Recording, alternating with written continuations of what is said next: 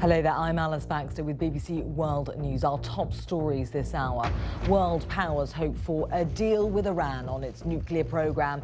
Britain's Foreign Secretary says talks are difficult, but there's optimism in Geneva. Rescue workers continue to search for people trapped under the rubble in Latvia as the country begins 3 days of national mourning.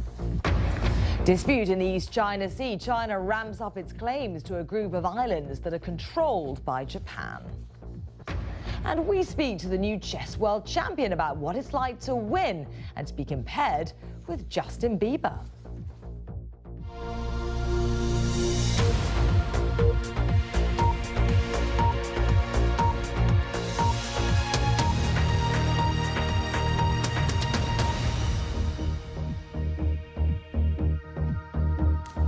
A very warm welcome to you. Now, foreign ministers who've joined negotiations in Geneva over Iran's nuclear programme say there are still issues to be resolved in order to reach a deal. As he arrived for talks, Britain's William Hague spoke of narrow but important gaps between Iran and 6 world powers. The German foreign minister, Guido Westerwelle, said there was a realistic chance of reaching agreement, but differences still had to be bridged. Philippa Thomas reports. Well, Iran's nuclear programme is spread throughout a number of sites across the country, which includes uranium mines, reactors and military installations. Scientists have been developing a heavy water plant at Arak, and the P5+1 delegation in Geneva is reported to not want this plant to go into operation as part of any interim deal we might see. Well, there's also a nuclear reactor being built in Bushehr in the south of the country, and at Natanz there's a centrifuge facility. Well, here thousands of centrifuges spin to enrich uranium that can be used to make fuel for a nuclear reactor or for weapons. Well, Iran was also forced back in 2009 to reveal another secret enrichment facility at Fordo, hidden deep in the mountains, increasing suspicion in some Western countries. Well, Iran says the programme's purpose is peaceful. Others fear, though, that this is all a cover to push for nuclear weapons. Well, let's cross live now to our correspondent James Reynolds, who's following events for us and joins me live now from Geneva. James, we've heard from the UK Foreign Minister William Hague, who spoke of narrow but important gaps that still need to be bridged. What did he mean by that? He wouldn't say, and I think that's one of the key points as we essentially speculate about what's going on. Iran's Deputy Foreign Minister Abbas Araghchi, who's here, said that they're close to an agreement, but some disagreements remain. So some disagreements, the Iranians say. There are gaps, the Western powers say. Essentially, we have to guess what those may be. We can do so by having a pretty good guess at what they've been talking about over the last few days. Iran essentially may be insisting on what it believes is its right to enrich uranium. The West says there is no such inherent right and that Iran will have to have restrictions. And Iran may also want to discuss the specifics of sanctions relief. Iran wants some of its money back. The West says possibly it may be able to give up to $10 million back to Iran. Iran may want more. Those are the kind of disagreements, the specifics, the details that they will be working on at the moment. Here's the key point. Can we guarantee that there will be a deal by the end of the day? No, we can't. OK, James, many thanks for keeping a close eye on those talks for us as they continue to unfold in Geneva. James Reynolds there for us. Now, hundreds of bodies are still being retrieved from the rubble of Typhoon Haiyan. Every day, most of those who are helping with this vital task are young men. At least 5,000 people died in the typhoon. That's according to the latest government figures that we have. Well, many believe that that number will rise even higher as victims continue to be pulled from the wreckage. Rajini Vaidyanathan has been with some of the rescue teams into Kloben. Well, our Middle East editor, Jeremy Bone, joins me live now from Geneva. Jeremy, what's your analysis of how the talks have progressed so far today in Geneva? Well, if you look back to the beginning of the year... Now, Latvia is observing 3 days of mourning for the 52 people known to have died after a section of roof collapsed at a supermarket in the capital, Riga. Police have launched a criminal investigation into the cause of the disaster, and with many more people thought to be trapped under the rubble, rescue efforts are still continuing. But there are fears that time may be running out. We understand for each minute it could be less, and less. Each minute for them is minus for these lives. Well, Damien McGuinness is at the scene for us in Riga. Damien, describe the scene for us still. We can see the pile of rubble that was the supermarket behind you. Yes, that's right, Alice. At the moment, behind me, rescue workers are still trying to see if there are any survivors left. 10 families have told police that they have relatives missing. Some of those families are here beside the rubble, desperately hoping that their relatives will emerge alive. However, as we heard, rescue workers are becoming increasingly less hopeful. That's because almost 48 hours have now passed since the collapse first happened, and we've had 2 very cold nights here. So the situation is looking quite desperate. Yeah, it's all desperately sad, isn't it, Damien? And we're still unclear as to the cause of this disaster, aren't we? Yes, that's right. It appears that a roof garden was being built on top of the supermarket. When you look from above, from the balconies nearby, you can even see the cobbled paths laid out on top of the roof. Huge bags of soil are still there on the parts of the roof which did not collapse. A criminal investigation has now been launched, and Latvia's president, Andris Bērziņš, has described this tragedy as equivalent to mass murder of defenceless citizens, saying that those responsible must be held to account.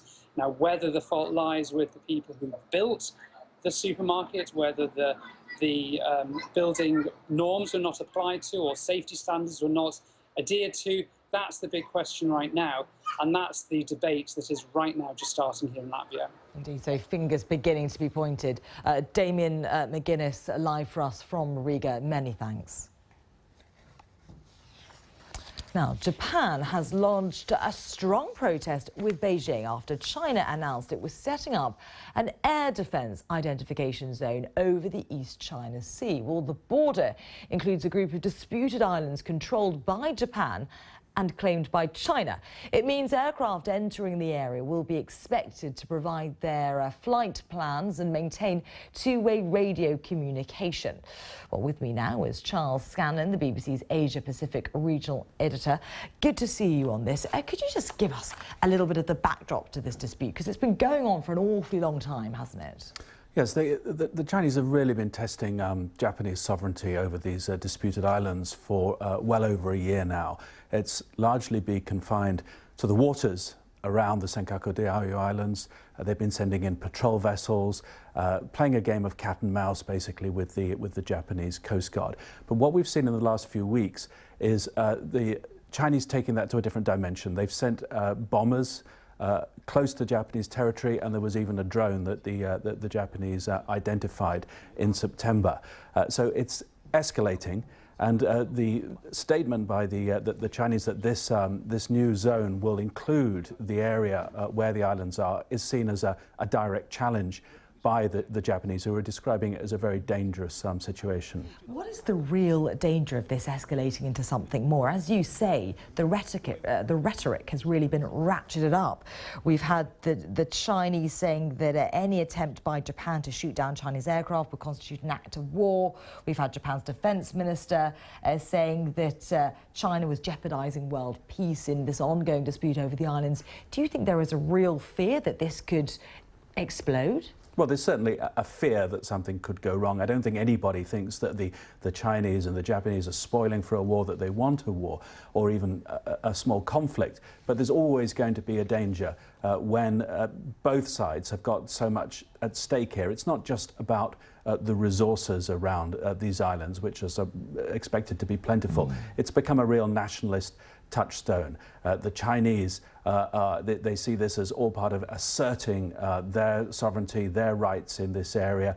They probably expected that the Japanese would ease off, would back down, would grant some concessions. In fact, it's been the opposite. The Japanese have been strengthening their defense posture. They've been strengthening their alliance with the United States, their links with Southeast Asian countries, talking about amending the constitution, or at least reinterpreting the constitution to give them a stronger defense defense posture. So rather than pushing the Japanese into negotiations, it's in fact made the confrontation worse. As you say, with it becoming a nationalist touchstone, to use that phrase, it makes it very difficult for both sides to stand down, doesn't it? Charles Scanlon, BBC's Asia Pacific Regional Editor, many thanks. Well, do stay with us here on BBC News, still to come. A very warm welcome back. This is BBC World News. I'm Alice Baxter. The latest headlines now. Talks over Iran's nuclear programme continue in Geneva. Foreign ministers joining the discussion say there are still difficult issues to resolve. Well, let's get more now on that story and speak to Amir Azimi from the BBC Persian service. Amir, still difficult obstacles to overcome. That's what we've been hearing. What are the expectations for these talks in Geneva? Yes, the expectations are very high, actually, both inside Iran and outside Iran among the Western and Eastern countries who are involved in the negotiations. But the issue is that the coming to an agreement have proven to be really, really difficult, and both sides have been trying really hard to reach an agreement, which is still doesn't seem 100%. Yes, indeed. Huge efforts being made. Foreign ministers from around the world getting together yet again in Geneva. It does feel a little bit like Groundhog Day almost for those of us following these talks. And there does seem to be a real push on the table now, doesn't there, for some sort of interim deal. What would that involve?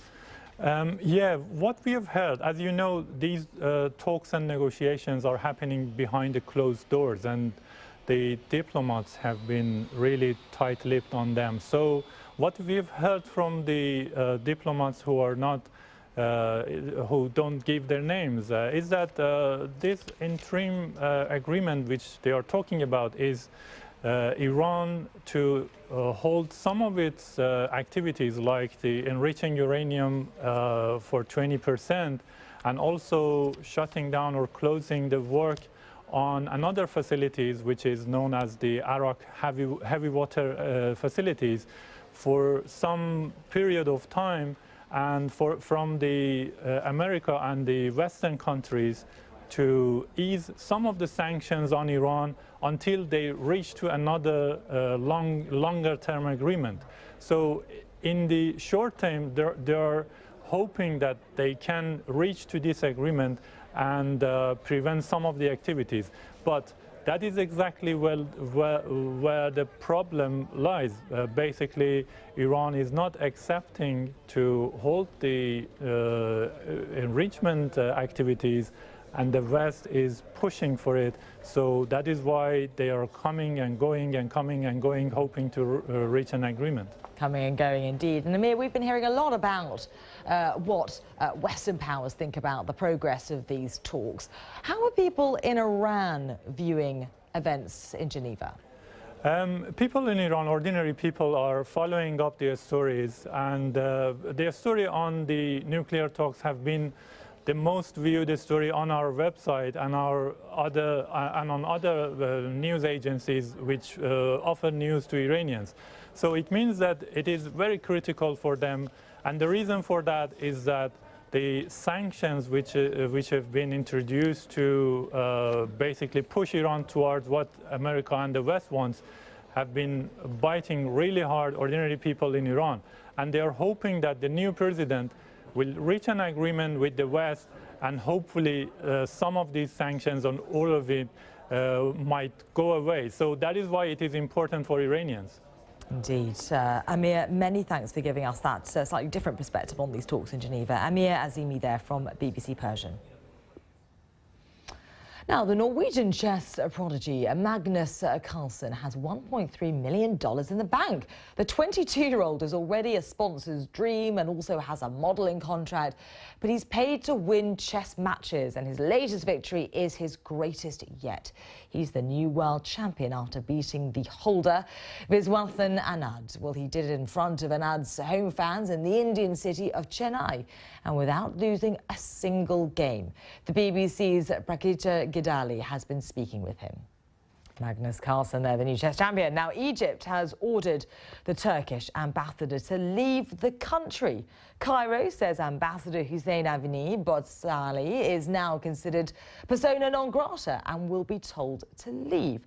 The Foreign Ministry said Cairo was also downgrading diplomatic relations with Turkey because of what it called its continued interference in Egypt's internal affairs. Well, Turkey's Islamist government has criticised the Egyptian army's removal of President Mohamed Morsi earlier this year. Cairo's decision comes a day after Turkish Prime Minister Recep Tayyip Erdogan called for the release of Mr. Morsi. Well, let's talk more about Cairo's decision with Asad Sawi of BBC Arabic.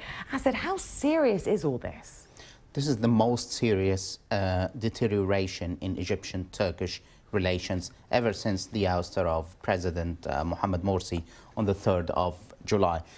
Tension was there all the time. However, this is the most serious deterioration. Egypt had recalled its ambassador from Turkey on the 15th of August. That's one day after the dispersal of President Morsi's supporters in several sites, mainly 2 sites in Cairo, in which hundreds of people were killed. Turkey, especially Prime Minister Recep Tayyip Erdogan, he was very critical, very outspoken against Egypt on that day and before and after. But ever since the 15th of August, the Egyptian ambassador to Turkey had been in Cairo, never sent back. Now Turkey has said that it's not going to send him back, and it's downgrading the diplomatic representation to Sharjah d'affaires levels. And of course, these 2 countries were very close allies during the 1 year of Mr. Morsi. Absolutely. During that 1 year, they were the most, maybe some of the best allies in the Middle East. And it's not a surprise because they're both coming from Islamist-backed parties. The problem with the new or with the relations after the ouster of President Morsi is that the new Egyptian government still wanted to maintain good ties with Turkey, but specifically the Turkish Prime Minister was continually outspoken against Egypt. Today, the spokesman of the Egyptian Ministry of Foreign Affairs said that Egypt had aborted Turkish affairs to incite against the Egyptian authorities in several international fora. Worrying developments. Asad Sawi of BBC Arabic, many thanks for coming in and explaining this all to us. Now, as television series go, few have had the impact and staying power of Doctor Who. It's been half a century since it first appeared on the screen, and still people can't wait to see what's in store for a special 50th anniversary episode on Saturday. Earlier, the BBC's entertainment reporter Lizo Mazimbo spoke to the stars at the show at an event for thousands of fans in London. It's a real privilege and a pleasure. Well, I, for one, can't wait to tune in. You're watching BBC World. Do stay with us.